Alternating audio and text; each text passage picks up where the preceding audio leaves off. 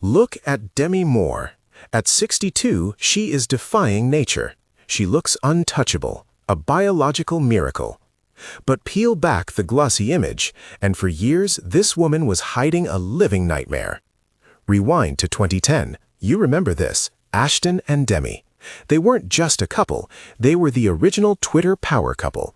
Before Instagram influencers existed, they were broadcasting their lives to the world. The goofy selfies, the intimate love notes, the handle at Mr. Kutcher. They sold us a story of a love that didn't see age, a modern fairy tale played out in 140 characters or less, and we bought it. We all believed they were the happiest couple in Hollywood. It was a lie. While the world liked their photos, Demi was waging a secret war against her own body. She wasn't just dieting, she was starving herself, consumed by a desperate obsession to stay young enough for him. And the pressure broke her. After 20 years of hard-earned sobriety, she relapsed. The demon she thought she defeated 2 decades ago came roaring back, all because she wanted to be the fun, normal girl who could do shots with her husband. But the end didn't start with a drink. It started with a request. Ashton wanted to bring a third person into their bed. He asked for threesomes. And Demi, terrified of being seen as the boring older wife, she agreed. She wanted to prove she was the cool girl. It was a fatal mistake. That decision didn't spice up their marriage. It disintegrated the boundaries. Ashton would later use those nights to justify his own infidelity, claiming that bringing strangers into their intimacy had blurred the lines of loyalty. The cool girl act was over. The nightmare had begun. It wasn't about the 15 years on the calendar. It was about who Demi became to bridge that gap. The age difference didn't just look like a number. It felt like a regression. In her memoir, Inside Out, Demi confessed that despite being an A-list icon with a full life, around Ashton, she felt like a 15-year-old girl hoping somebody liked me. To keep him, she felt she had to fix herself. The glamorous, mature woman wasn't enough. She had to be the cool girl. This wasn't just about dyeing gray hairs. It was a total reconstruction of her soul. Ashton was in his 20s, living his prime, and Demi became obsessed with matching that energy. She convinced herself that the sober, grounded version of herself was boring. So, after 20 years of hard-earned sobriety, she picked up a glass again.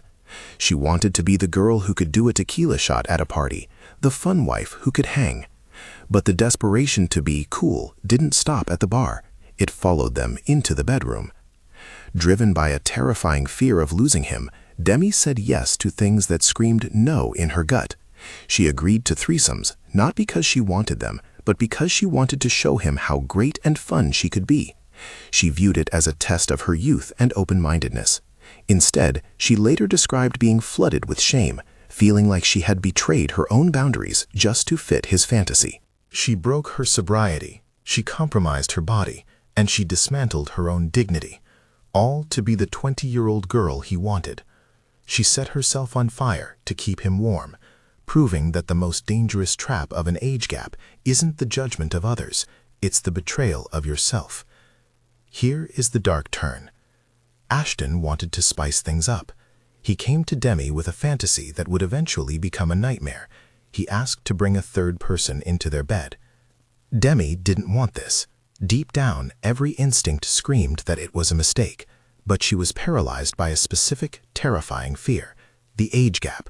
She was constantly fighting the insecurity that she was too old, too boring, or just not enough for her younger husband. She wanted to prove she could still be the cool girl. She wanted to show him she could be fun, wild, and everything he wanted. So she swallowed her doubts and said yes. It was a performance. She went into contortions to fit the mold of the wife she thought he wanted, but the reality was far from the fantasy. The morning after wasn't filled with excitement or connection. It was filled with a cold, sinking, heavy feeling in her gut. Demi later wrote that she was strangely flooded with shame. She felt dirty, not liberated. She couldn't shake the feeling that she had made a massive mistake, betraying her own boundaries just to keep him interested. But the real horror wasn't the act itself. It was how Ashton weaponized it. When rumors of his infidelity later surfaced, he didn't just apologize, he used that night against her. He told her that because they had brought a third party into their relationship, the lines were now blurred. He argued that because of what she agreed to, cheating didn't count the same way anymore. This was the trap. In his twisted logic, her attempt to please him had actually justified his betrayal. By trying to be the cool wife, she had unknowingly handed him a permission slip to break her heart. She thought she was saving their marriage, but she had actually given him the perfect excuse to destroy it. And the worst part? She didn't even see it coming until it was too late. They were the golden couple of Hollywood, defying every critic and age gap stereotype. But behind the red carpet smiles, Demi Moore and Ashton Kutcher were guarding a secret that was supposed to be their happily ever after. They were going to have a baby. It wasn't just a rumor, it was a little girl. They had already named her, Chaplain Ray. For Demi, this was a second chance at youth, a do-over that felt like destiny. At 42, the world told her it was impossible, but she was glowing. The nursery plans were drawn, the excitement was palpable. They were a family waiting for its final piece. But then, the silence came. At 6 months pregnant, well past the safe zone, Demi went in for a checkup. She expected the rhythmic gallop of a healthy heart. Instead, she heard nothing. Chaplain Ray was gone. The devastation was absolute. But for Demi, it wasn't just grief, it was guilt. In her mind, she hadn't just lost a child, she had failed the man she loved. She believed her body was broken, that she was too old, that she had ruined their perfect future. The pain was a physical weight she couldn't carry, and that is when the darkness crept back in. Demi Moore had been sober for 20 years, 2 decades of fighting her demons and winning. But with the ghost of Chaplain Ray haunting the halls of her home, the fight left her. She picked up a glass, and then another. The monster of addiction didn't just return, it kicked down the door, fueled by a heartbreak that no amount of fame could fix. Imagine finding out your marriage is over, not from your husband, but from a notification on your iPhone. That is exactly what happened to Demi Moore. It was the weekend of their 6th wedding anniversary, a time meant for celebration. Instead, her phone lit up with a Google alert that would gut anyone.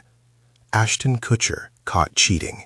While Demi was home, her husband was partying in a $2,500 a night suite at the Hard Rock Hotel in San Diego. And he wasn't alone. The tabloids didn't just have a rumor, they had the receipts. Photos surfaced of Ashton partying in a hot tub surrounded by women who looked nothing like his wife. At the center of it was Sarah Leal, a 22-year-old administrative assistant. The details were humiliatingly specific: vodka, naked party guests, and a husband acting like a bachelor on the one weekend that belonged to his marriage. But the public humiliation didn't stop there. The story got a second wind years later from the most unlikely source, Scott Eastwood. Sitting on Watch What Happens Live, Eastwood casually dropped a bombshell that made the betrayal even messier. He revealed that Sarah Leal wasn't just a random grong, she was his girlfriend at the time. He told the audience without flinching, "He slept with one of my ex-girlfriends, but she was my current girlfriend at the time." It turned the cheating scandal into a Hollywood punchline, with Eastwood calling it the catalyst that blew up the marriage. Yet, for Demi, the photos and the public gossip weren't the coldest part. It was Ashton's reaction when confronted. He didn't beg for forgiveness, he didn't break down. According to Moore's memoir, he was chillingly indifferent. He admitted it immediately, but then he twisted the knife. He weaponized their private intimacy against her, claiming that because they had previously brought third parties into their bedroom for threesomes, the lines were blurred. He used the open marriage defense to justify a betrayal that was very much closed, unilateral, and public. It wasn't just infidelity, it was gaslighting on a global stage. It wasn't the divorce papers that finally broke her. It was a Tuesday night in January 2012. Demi Moore was 49 years old, sitting on the floor of her Beverly Hills mansion. She wasn't alone, but she wasn't with friends her own age. She was partying with her daughter Rumor's friends, trying to keep up with a crowd 20 years her junior. In a desperate attempt to numb the humiliation of her public split from Ashton Kutcher, she made a fatal error. She inhaled nitrous oxide, known on the street as whippets, along with synthetic cannabis. Her body didn't just react, it shut down. Demi collapsed into a violent seizure. It wasn't a graceful faint, it was a terrifying physical malfunction. She began convulsing on the floor, foaming at the mouth, her eyes rolling back into her head. The room erupted into chaos. Rumor, her own daughter, stood frozen, watching her mother, the woman who once played the invincible G.I. Jane, flailing helplessly, looking like she was dying. Then came the call that the whole world would eventually hear. A terrified friend dialed 911, and the leaked tape became a global headline. "She's convulsing," the voice screamed to the dispatcher. "She's burning up." The panic was raw. The glamour was gone. When Demi woke up, the silence was deafening. The wreckage wasn't just physical. Her daughters, traumatized by the sight of their mother overdosing on the living room floor, cut her off completely. They stopped speaking to her for 3 years. And Ashton? He wasn't rushing to her bedside. He was in Brazil, photographed courting at a Bruno Mars concert, already moving on to his new, perfect life. Demi was left sick, 80 pounds, and utterly alone. She had tried to escape her pain, but she had only succeeded in destroying what was left of her world. But let's bring this back to today, because the most powerful part of Demi's story isn't the heartbreak, it's the rebuild. She didn't stay broken. She picked up the pieces of her life and laid them back down, brick by brick, on her own terms. When she released her memoir, Inside Out, the world expected a tabloid takedown. They wanted gossip. But Demi didn't write that book to hurt him. She wrote it to free herself. She had to exorcise the ghost of the woman she tried so hard to be, the cool girl. For years, she contorted herself to fit a mold she thought would make her worthy of love. She agreed to things that betrayed her own boundaries, drinking when she wanted to be sober, bringing third parties into her bed, just to prove she was fun and easygoing. She spent decades trying to be enough for a man, terrified that her authentic self wouldn't make the cut. But the final truth she discovered is the one we all need to hear. She didn't need to be enough for him. She was already enough on her own.